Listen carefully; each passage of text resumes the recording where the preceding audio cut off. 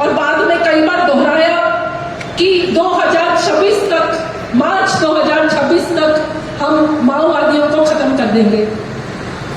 तो उसके बाद से हम लोग को वहां पे यही चित्र अब दिख रहा है कि पहले भी बहुत वहां पे फर्जी मुठभेड़ें हुई हैं। कई कई गांव के नाम आपने सुने होंगे जहां पे बहुत लोग मारे गए एक एक साथ। बीजा पांडु मना रहे थे, वहां मारे गए 17 लोग साकेगुड़ा में। एटेसमेटा में बीजा पांडु मना रहे थे, वहां पे 8 लोग मारे गए।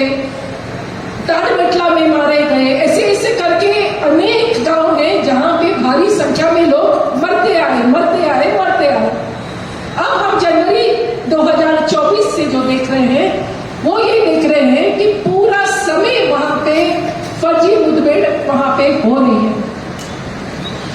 कोई कोई तो ये बड़े बड़े आप सुनते होंगे कि यहाँ 30 माओवादी मारे गए, यहाँ 20 मारे गए। उनकी भी अगर आप तहकीकात करते हैं तो अक्सर आप पाते हैं कि उनमें से कुछ तो माओवादी थे, मगर ऐसे कई थे जो ग्रामीण थे। कई बार ऐसे होता है कि कोई घटना होती है, घटना के साथ साथ ही वो लोग गांव से आते समय, गांव से जाते समय लोगों को मारते हैं। कई बार ये हो रहा है कि जैसे अभी तेंदुपत्ता के सीजन में, छोटा सा सीजन होता है, उस समय लोगों को तेंदुपत्ता इकट्ठा करने की जरूरत होती है क्योंकि वो उससे उनको कैश मिलता है, क्योंकि नहीं तो उनको कैश का ज्यादा स्रोत नहीं होता है। तो तेंदुपत्ता के समय अभी 24 में हम लोग ने देखा कि ऐसे गांव जहां पे लोगों को पीडिया इतावर 2 गांव है सटे सटे, जहां पे दोनों साइड से फोर्सेस आई, एक तरफ उनको ढकेला और सीधे उनको गोलियां मारी। तो वहां तो कोई मुठभेड़ नहीं हुई थी, वहां कोई माओवादी नहीं थे। और जब ये वैसा गांव था जहां पे उनको उनकी डेड बॉडी भी उठाने के लिए लोगों में से ही इकट्ठा करके कि आप उनका बॉडी लेके जाओ। गांव कितना दूर है? 25 किलोमीटर दूर है बीजापुर हेडक्वार्टर से। तो उतना आप लोगों को चला रहे हो।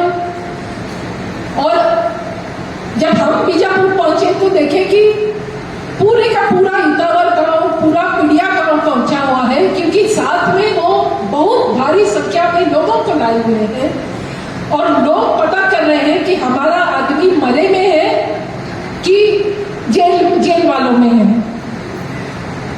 तो जेल वाला मतलब उसकी गिरफ्तारी नहीं हुई होती है, मगर वो डीआरजी अपने पुलिस लाइन में उसको रखते हैं पूछताछ के लिए। आप थाने जाते हैं पूछने के लिए कि इतने जो लोग आप पकड़ के लाए वो किधर है, थाने वाला बोलता है मुझे नहीं मालूम, ये ऑपरेशनल टीम ने किया है, मैं ऑपरेशनल टीम का हिस्सा नहीं हूं, वो अलग टीम है। तो आज के दिन में ये स्थिति है कि इतने लोगों को आप ला रहे हो, इतने लोगों को आप मार रहे हो, 2-3 दिन तक लोगों को पता नहीं रहता है कि हमारा आदमी कहाँ है। और उस तरह से पूरे बच्चे को उठाकर औरतें आप सड़क पर जा रहे हैं और आपको पूरी की पूरी लाइन दिखती है कि लोग आ रहे हैं। आप उतरते हैं, पूछते हैं कहाँ जा रहे हो, क्या हुआ? तो हमारे 4-5 गांव को पूरा घेरा गया था और लोगों को उठाकर गए हैं, इतने कुछ लोगों को मारे हैं, हम बीजापुर जा रहे हैं पता करने के लिए।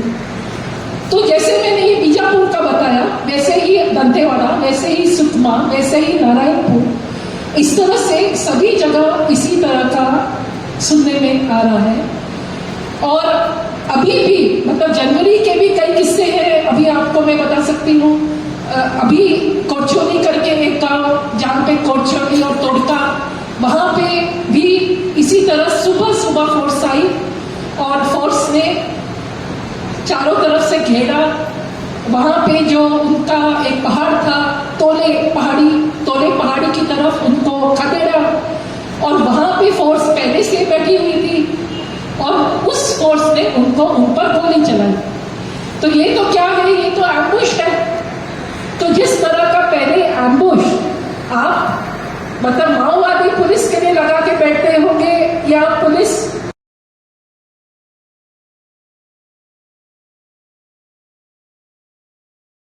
थे नरेंद्रा में, उसी के पास के दूसरे एक गांव में लोग मारे गए थे। तो इस तरह से मतलब पूरे के पूरे इलाके में आपको गांव में आपको ये कहानी दिखती है। गांव से लोग जेल में हैं। अभी जब से पहले भी जेल में थे और अभी भी जब से ये अमित शाह का ये हुआ है 1000 जितने लोगों को जेल में लिए हैं। कई लोगों को सरेंडर करवाए हैं। अभी सरेंडर वालों को भी बाद में केवल ऐसे ही जीने नहीं देते, उनको फिर से ये गन पकड़ाकर फिर से फोर्स में लाते हैं। डीआरजी फोर्स 50% सरेंडर वालों का है। तो इस तरह से पूरा वहां पे चल रहा है। माओवादियों की भी घटना के बाद, हर घटना के बाद माओवादी तो अपना जो भी करके वो तो रात के अंधेरे में लुप्त हो जाते हैं, मगर सुबह में फिर पुलिस उसी घटना के आसपास के गांव के लोगों को उठाती है। तो अगर एक ही उदाहरण आपको दूं तो जैसे 2017 में बुरकाबाल करके एक गांव था, वहां पे बहुत बड़ा एक एम्बुश लगा के बहुत बड़ा आईडी ब्लास्ट हुआ था और उसमें कुछ 26 जवान मारे गए थे। तो उसके तुरंत बाद पुलिस ने उस एरिया को घेरा और वहां के 10-12 गांव से 120 जितने लोगों को उन्होंने गिरफ्तार किया। और ये सब जैसे मैं इसमें कई वकील लगे हुए थे, मैं भी कुछ 12-14 लोगों को मैंने देखा, तो उनकी कहानियां सुनने में मिली कि सब सो रहे थे जब उनको इस तरह से उठाया गया। फिर उनको आप जेल के अंदर बंद करते हैं, उन पे यूएपीए डालते हैं। आप जानते हैं यूएपीए कितना खतरनाक काला कानून है जिसमें बेल कभी देते ही नहीं है। तो बुरकाबाल एक उदाहरण है किस तरह से 5 साल तक ये लोग जेल के अंदर ही रहे। गांव उनके इतने दूर कि उनको मिलने के लिए भी लोग नहीं आ पाते हैं। ऐसे इतने परिवार, ऐसे लोग जो अपने परिवार को देखे ही नहीं 5-5 साल। और ये एक अद्भुत एक दृश्य था कि जिस दिन उनका एक्विटल हुआ 5 साल के बाद, जगदलपुर सेंट्रल जेल से एक पूरा एक फ्लड बोलेंगे ना, एक बाढ़ लोगों की आ रही, मतलब 100 से ज्यादा लोग एक साथ निकल रहे हैं। ये पूरे बुरकाबाल वाले लोग थे। तो माओवादियों की भी हर एक घटना के बाद उसका एक कॉन्सिक्वेंस होता है, उसका जो भी उसका कारण है, जो भी उनके विश्लेषण के मुताबिक, उनके विचारधारा के मुताबिक उसका एक कारण है जिसके कारण उन्होंने हथियार उठाए।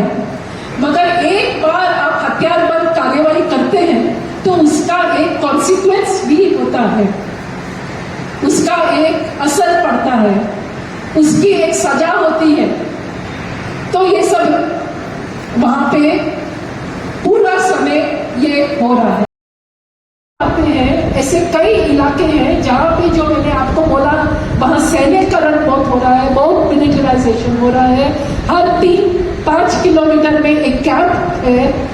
तो ऐसे कई कैंपों का जब आप उसका मैपिंग करते हैं तो आप देखते हैं कि वो माइन को बचा रहा है। वहां पे कोई माइन आ रहा है, उसको आसपास में पूरा कैंप है। तो कैंप माओवादी के नाम पर कैंप ला रहे हैं, मगर कैंप जरूर माओवादी को भी खत्म करने का कोशिश है, मगर वो किसको बचा रहा है? तो वो माइनिंग और माइनिंग इंटरेस्ट को बचा रहा है। तो आज आप तो जानते होंगे कि बस्तर में बहुत बढ़िया खनिज है, पूरे एशिया का या सब मतलब बहुत ही अच्छा लोहा अभी तो सोना भी आया है।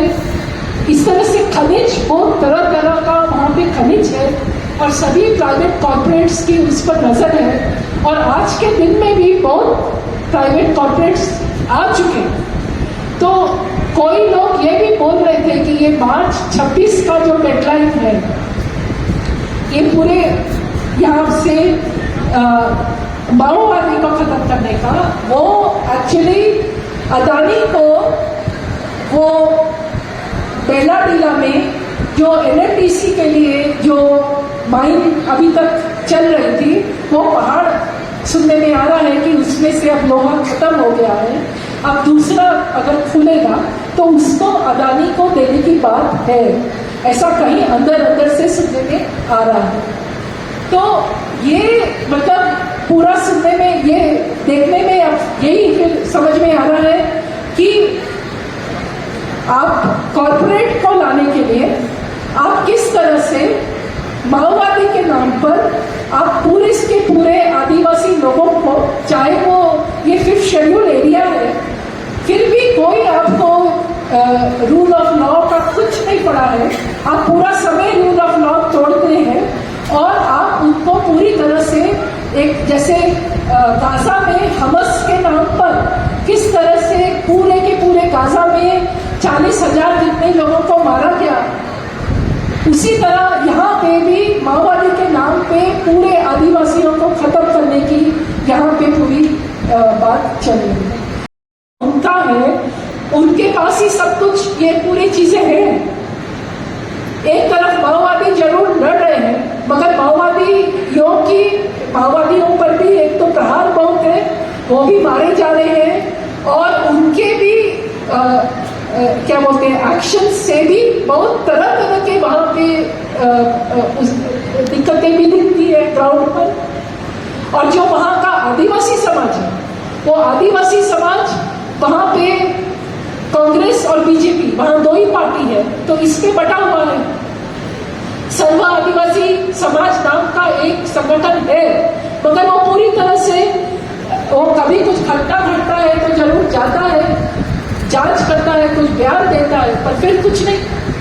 तो जो भूमकाल दिवस फरवरी 10 में सब आके गुंडाधूर को याद करते हैं, भूमकाल के दिवस की बात करते हैं, भूमकाल रिबेलियन को याद करते हैं, मगर गुंडाधूर का जो जुझारूपन था, जो लड़ने का मरने का जो पूरा था, अपने जमीन के लिए, जंगल के लिए जो कुछ भी, वो आज के दिन में दूसरे जो भी आदिवासी वहाँ के संगठन है, खास करके सर्व आदिवासी समाज, उसमें नहीं दिखता है। वो पूरी तरह से ये पॉलिटिकल पार्टीज के अंदर ही, और या तो सरकारी गवर्नमेंट में सर्विस कर रहे हैं या कांग्रेस बीजेपी ये सब में बटे हुए हैं, उनसे कुछ नहीं किया जा सकता। माओवादी एक तरफ है, माओवादी के अलावा सीपीआई है मगर बहुत थोड़ा है, और उसके अलावा एक संगठन शुरू हुआ था वहाँ पे युवाओं का 2021 में सिलगेर नाम की जगह से, जब इसी तरह रातों रात कैंप आया, गोलियां चली, 3 लोग मारे गए, उसके बाद वहाँ मूलवासी बचाओ मंच बना।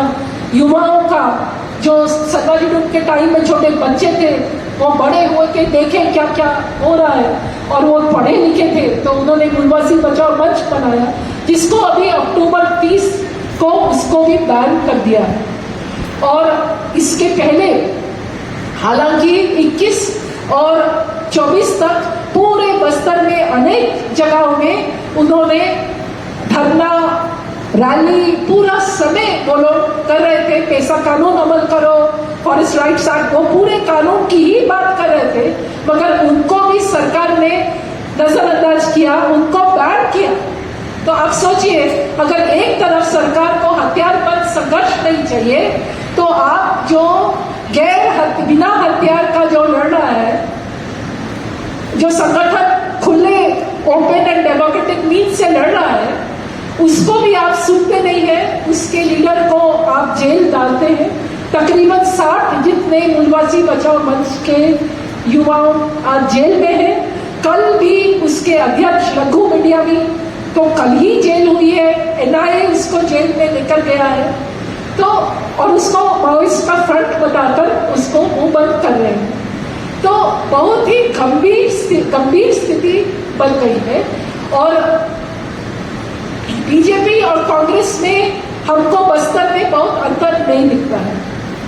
केवल यही दिखता है कि बीजेपी के द्वारा हिंदुत्व वाला भी उनका एजेंडा है और ईसाइयों को भी बहुत तंग कर रहे हैं। अभी आपने सुना होगा सुप्रीम कोर्ट में एक केस गया, केवल अपने पिता को दफनाने के लिए जमीन नहीं दे रहे थे। इतने हद तक तंग कर रहे हैं वहां ईसाई आदिवासी को।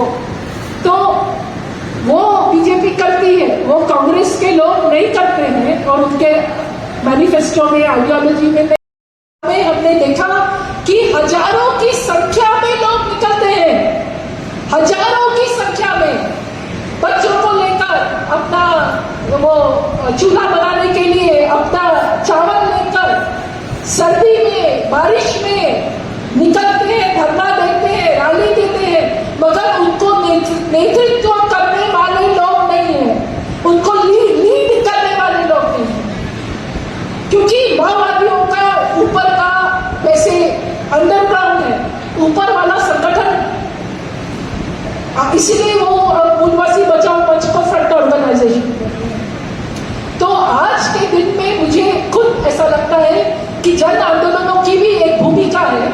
बस्तर इसी देश का अंग है, वहां पे लोग मारे जा रहे हैं। इसमें हम लोग क्या कर सकते हैं, इसके लिए बहुत ही मतलब घोर चिंतन करके और बेबाकी से और खुले दिमाग से और माओवादियों को भी प्रश्न पूछकर मुझे लगता है कुछ हस्तक्षेप करने की जरूरत है।